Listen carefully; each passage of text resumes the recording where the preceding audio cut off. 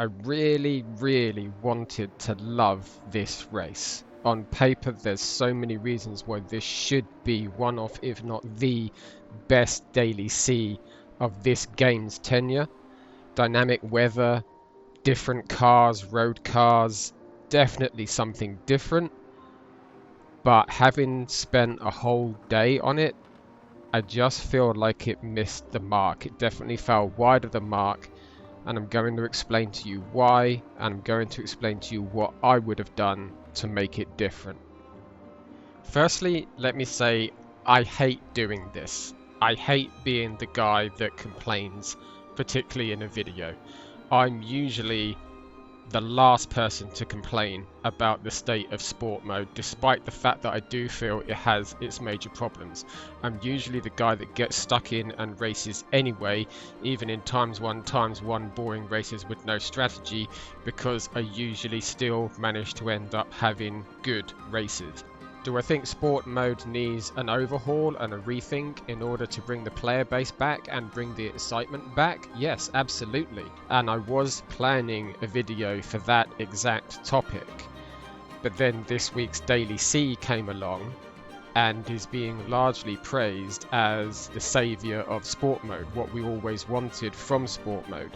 So now that video that I was doing has now become part and parcel of this video, where I'm going to take a look at what this race actually really is when you strip away the excitement of the dynamic weather and when you strip away the excitement of different cars.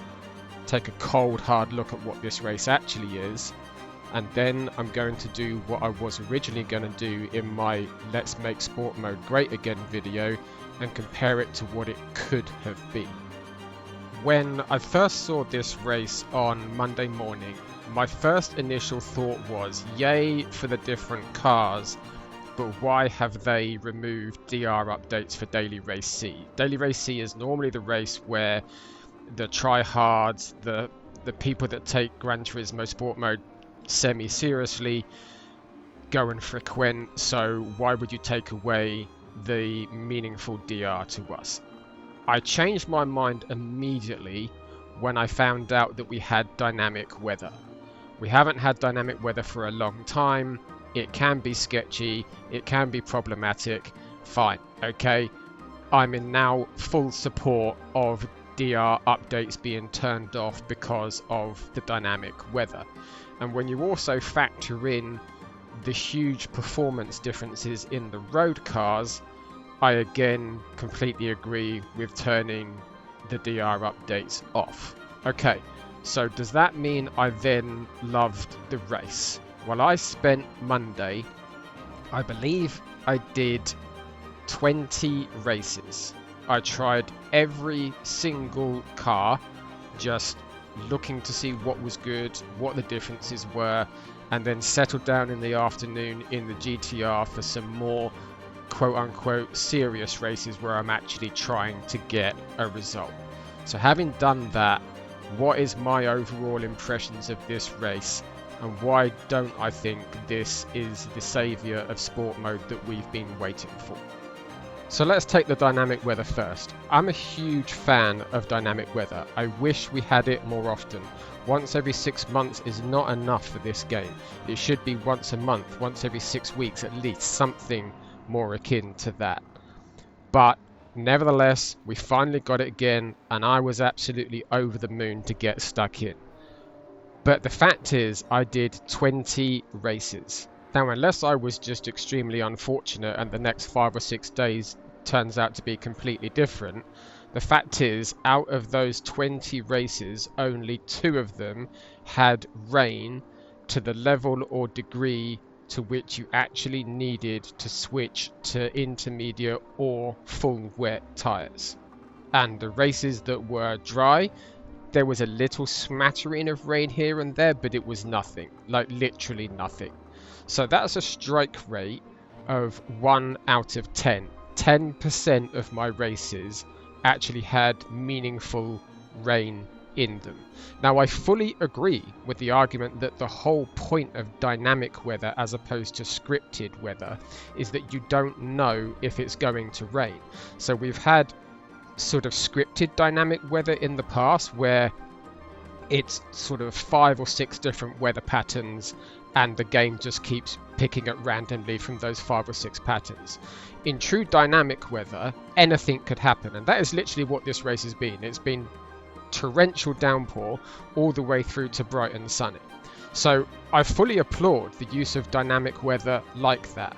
But when dynamic weather is the feature of this race, and I think that's a fair statement, that's what's drawing people in, is the weather more than anything else. 1 in 10 chance of rain, 10% chance of rain just isn't enough. It literally means you are spending 90% of your time trying to get a wet race. And in Top Split, with all the aliens and World Tour drivers and Split 1 drivers, etc., I see it in the chat. Where's the rain? Where's the rain? I see it in Discord. I see it in streams. People saying, I'm missing the next race. No doubt it will probably rain. So no one's happy with 10% chance of rain. I'm clearly not alone there. But I'm also not looking at it through road colours glasses, because the fact is only 10% of my races this week are going to be wet weather races. So the percentage chance of rain in a race that features dynamic weather needs to come up. For me, 50-50, 2 out of 3 chance of rain. But still fully dynamic, because you don't know if that could be light rain or heavy rain. Okay, I've made my point. It doesn't rain enough for a race where the main feature is rain. So, what does that leave us with in the other 90% of races? Is it still a good race when it doesn't rain? And let me throw in here, if the only fix you made to this race was increase the chance of rain, I'd be very happy with it as it stands, as it is, without making any other changes. But what does that leave the remaining 90% of the races that you're doing? What are they actually, when you strip away the weather? What are we left with for 90% of the time?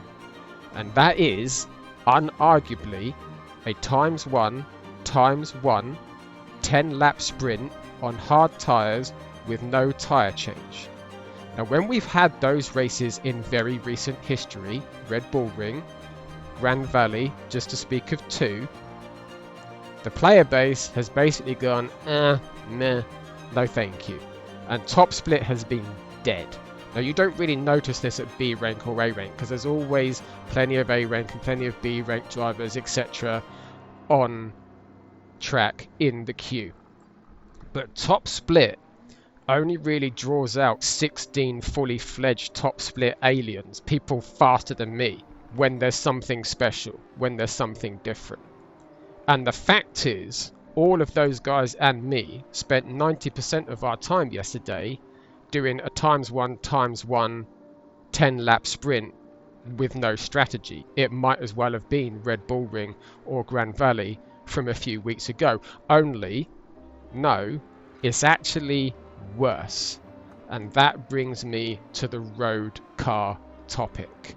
Now, before we get on at PD for giving us another ×1 ×1 sprint when it isn't raining, they actually did the right thing making this ×1 ×1 for the tyre and fuel multipliers when road cars are in the mix. Because as soon as you introduce road cars, they have such dramatically different fuel consumption and tyre wear rates that it's impossible to balance them for a race. One car will be dramatically OP in a race configuration, and therefore the only way to solve that is to have the multipliers at ×1 ×1. So if you're going to have multiple road cars, that was absolutely the right thing to do.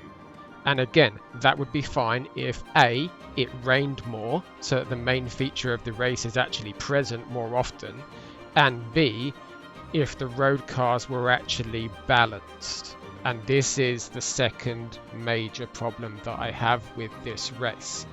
So looking at that select choice of road cars, my initial thoughts and comments on Monday morning is, wow, this is peak Gran Turismo. This is what Gran Turismo can do that no other sim can do. But actually, I think I need to rethink that. I don't even think Gran Turismo can do this. So the major problem is the way these cars have been balanced. They've been balanced pretty well for 1 lap pace on ×1 They're all reasonably close on outright lap times.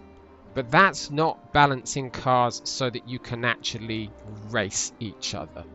In order to race each other, cars need to have broadly similar breakpoints, broadly similar apex speeds, and broadly similar top speeds. You can even see differences in, for example, Group 3, where it's not balanced perfectly, and that's why cars are dominant 1 week and then not another week, despite actually still being a good car.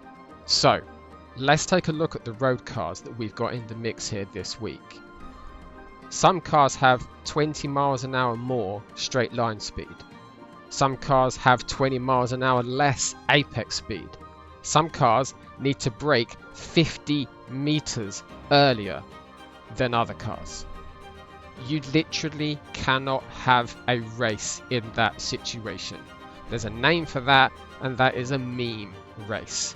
And Daily C is not the place for a meme race, in my opinion. That should be Daily A. The best race I had of the day, the one you're looking at, was when most people had migrated to the GTR, and therefore we were actually able to race each other. And Key even said on stream, I think words to the effect, we can't let that Diablo catch up to us because it will ruin the race. I saw other fast drivers, other known drivers on streams complaining about the meme cars getting in the way of actually having a good race. And so when you strip away the weather, what you actually have is a ×1 sprint with no strategy on hard tyres, only unlike the other aforementioned ×1 races in recent history, now you've got wildcard road cars in the mix that will, if they get anywhere near you, completely frustrate you and completely ruin your race. And I know 100% that I'm not alone there. I see the comments from other drivers of my caliber or faster. So yeah, it's a bit of fun. I completely agree. This is a don't take it seriously, have a fun race. But it is not the saviour of sport mode that people are making it out to be. So, alright, Luke, fine. You've made your point. What would you do then? What would I do to change this? What would I do to make it better? Well, there's a couple of things. Number one, I'd increase the possibility of the rain. But let me show you what I would do, where we're now going to go to some footage that I had recorded that was going to be part of my Let's Make Gran Turismo Sport Mode Great Again video. But this week's Daily C now segues perfectly into that. So let me show you what I would do. So this is where the video transitions from not just how would I fix this week's Daily Race C, but how would I fix sport mode in general. Now, I love road cars in this game. It's part of Gran Turismo's appeal. But I also love racing competitively in sport mode, and sport mode does not make anywhere near enough use of the plethora of road cars that this game has. Daily Race A does, but it's rare that there's a race there you can take seriously. It's a little bit too short, and a lot of the cars are meme cars. So, the problem with this week's Daily Race C was the wildly different performances in the road cars, and the fact that that forces you to have a ×1 sprint. I believe the solution there is a one-make race. Now hold on a second, I know there is an awful lot of complaint about one-make races, but let's be honest with ourselves for a second. Polyfolly Digital are having a hard enough time just balancing the race cars, and this is not exclusively a Gran Turismo problem, this is a real life problem.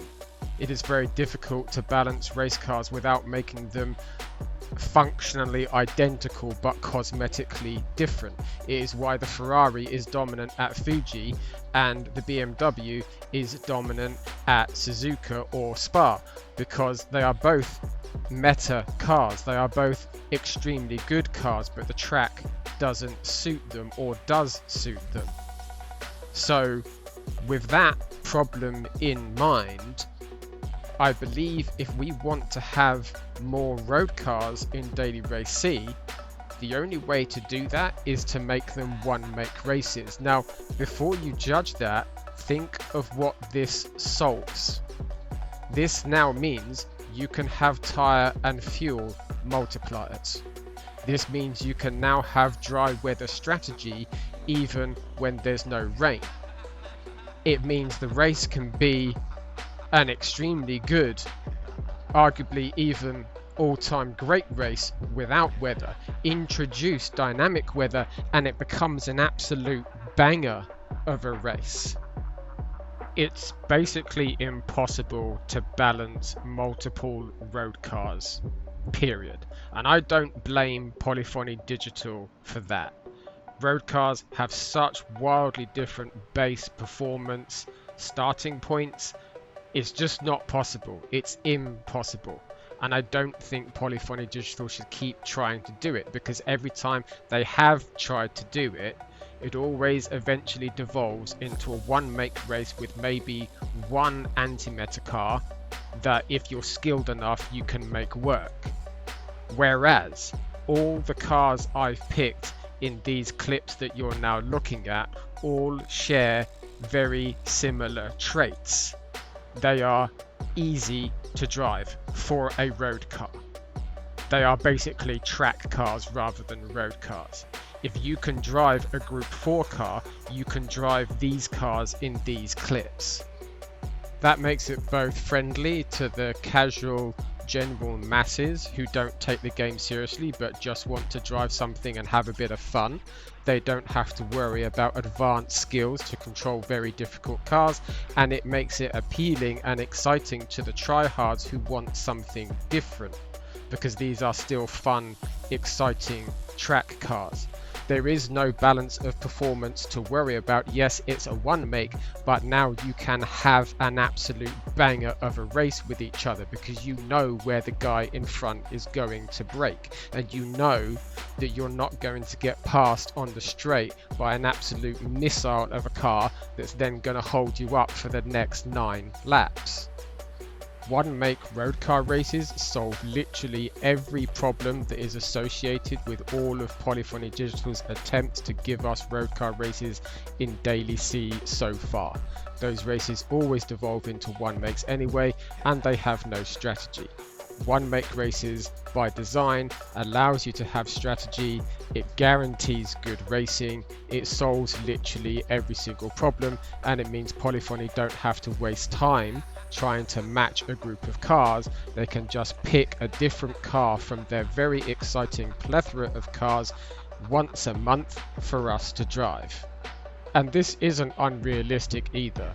One make cups, one make series are extremely common in club sport level motorsport, and I don't think we should be frowning upon that, because look at the list of cars that you could potentially end up using in sport mode which currently never get used. Let me know in the comments if you think I'm wrong, but I personally don't think that the Gran Turismo sport mode player base at large would have a problem with one make track or road car races roughly once a month if it meant that the car you were driving is something wildly different from what we normally get to drive in Group 3, Group 4. At least it's something different, at least you're getting variation in that sense, and at least the plethora of amazing cars in Gran Turismo is actually being used.